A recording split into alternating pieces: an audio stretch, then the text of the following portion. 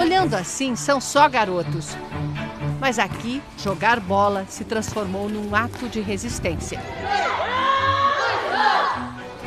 Por conta própria, Daniel organiza os treinos de futsal na quadra da única escola pública da região.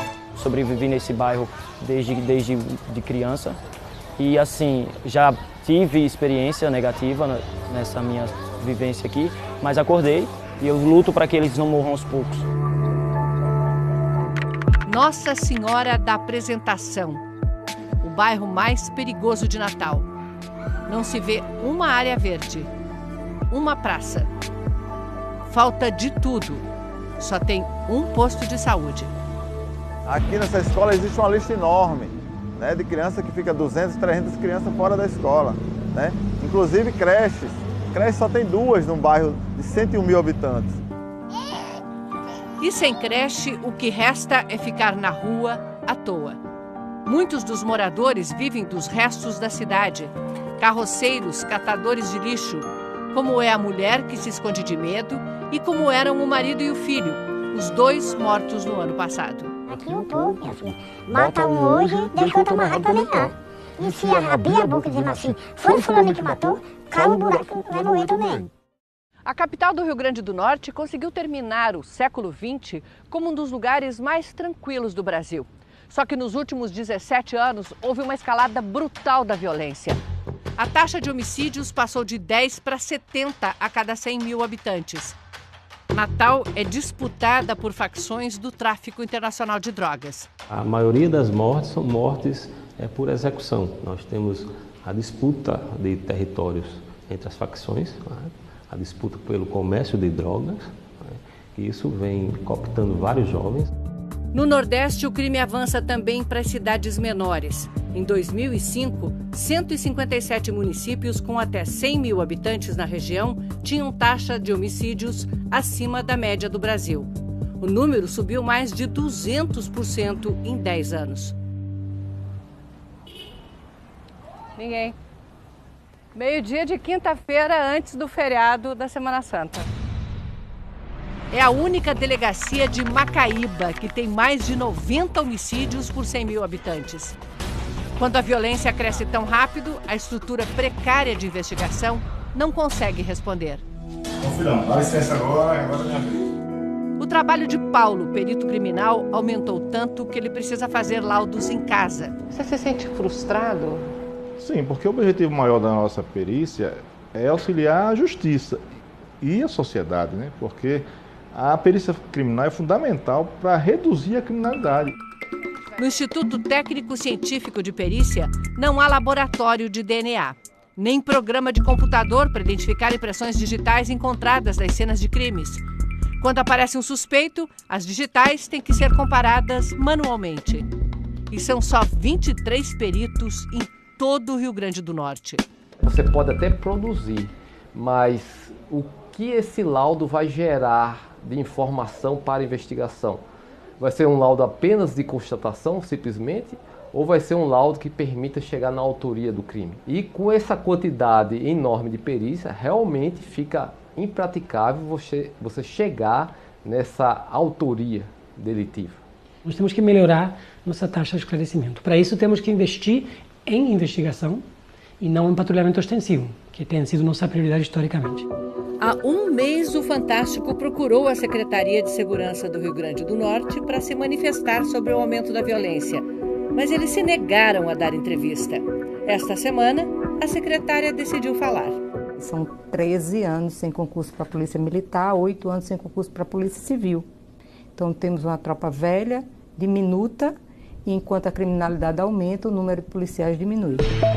A secretária afirmou que o Estado vai contratar 100 peritos para o ITEP e que também vai, em breve, abrir editais para a contratação de mais policiais. Mas não é só com polícia na rua que se combate a criminalidade. Ninguém acredita, mas num lugar mais seguro ele tem menos polícia, não mais polícia. Voltamos a Jaraguá do Sul, Santa Catarina, cidade menos violenta do país, como vimos no domingo passado. Com a tecnologia, o efetivo da PM em Santa Catarina é menor do que há 6 anos. Um atropelamento acaba de acontecer. No tablet, os policiais identificam a motorista, fazem fotos da cena do acidente e dali mesmo enviam o registro de ocorrência para a central de polícia. A motorista sai com data marcada para comparecer à justiça. É o que se chama de ciclo completo de polícia. Para o policial, também não precisa fazer esse deslocamento para a delegacia, conduzindo e aguardando, às vezes, uma fila para a entrega desse envolvido. Então, tudo isso é resolvido no local. O atendimento é mais rápido e, com isso, a gente consegue ficar livre mais cedo para atender outras ocorrências ou fazer trabalho preventivo. Parece funcionar. A delegacia está quase sempre vazia. De dentro do batalhão, a polícia tem os olhos na cidade toda. Câmeras que leem até as placas dos carros para identificar roubos ou clonagens. E aí compara a polícia do Rio de Janeiro com a polícia de Santa Catarina. Parece que tem mais de um século de distância quando você pensa as ferramentas que essas polícias poderiam estar usando hoje. E não é por falta de dinheiro. O dinheiro que tinha sumiu. O ex-governador foi preso, condenado como chefe de uma quadrilha que saqueou os cofres do estado. Depois de uma década em queda, a taxa de homicídios voltou a subir.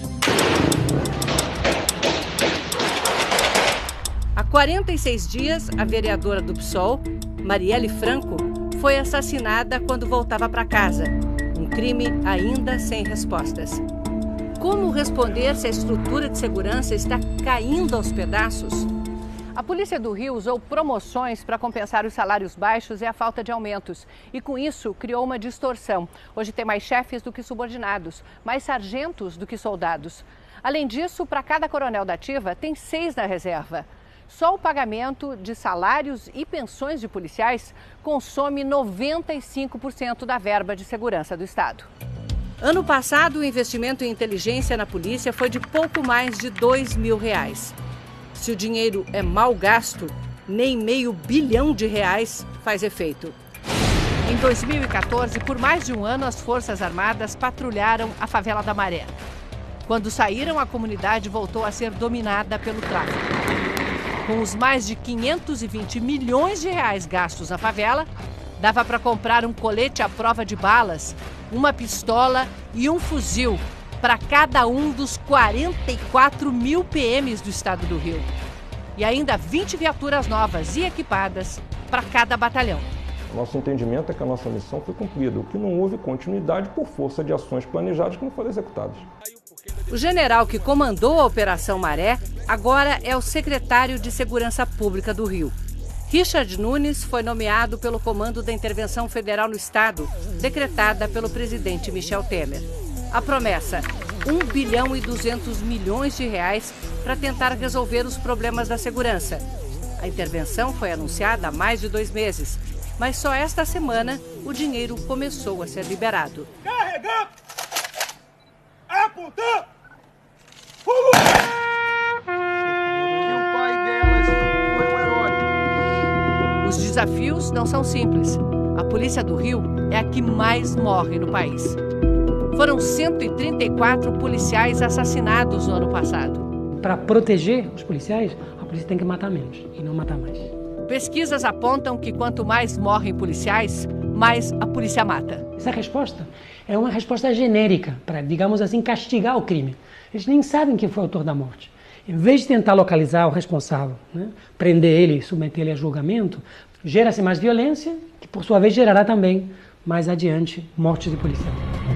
Nas áreas dominadas por milícias e outras facções criminosas, todos estão em guerra. Operações policiais param a cidade e fecham escolas. Não se faz operação para trocar tiro, se faz operação para não trocar tiro. Tiro é um fracasso de uma operação. No dia que mataram meu bebê, mataram aqueles 2 rapazes. Estavam vivos, dava a prender. Mataram todos os 2. A execução ao lado do muro da escola foi registrada por celular. Antes, os policiais tinham disparado na direção da quadra de esportes. 3 tiros atingiram Maria Eduarda.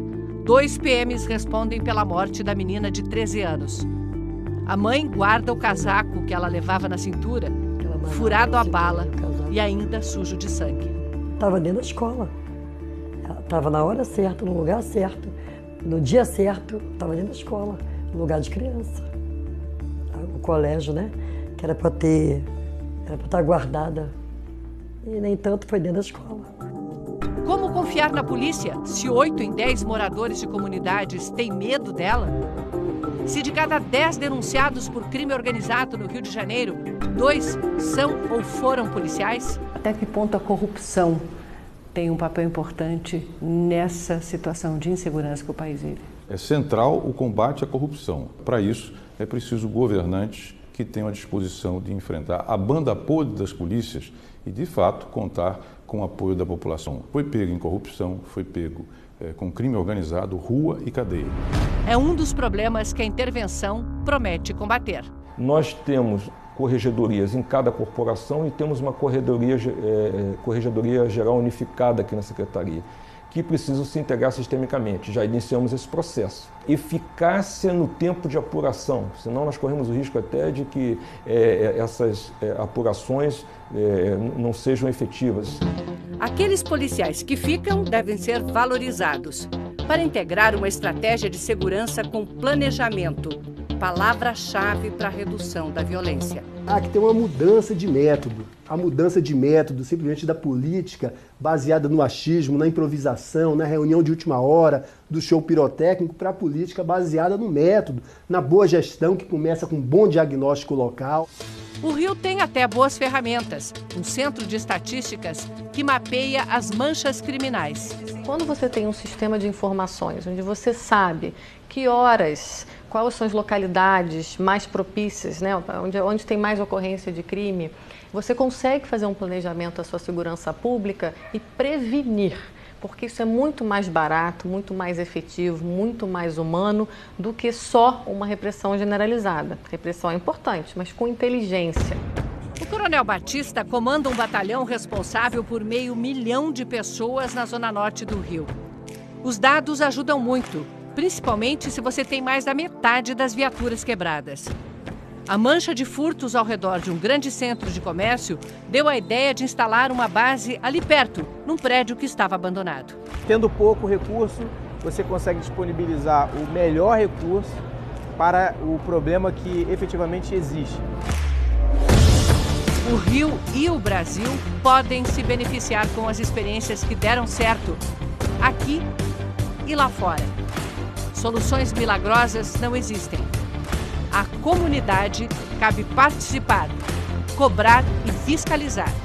Só assim teremos alguma chance de viver em paz.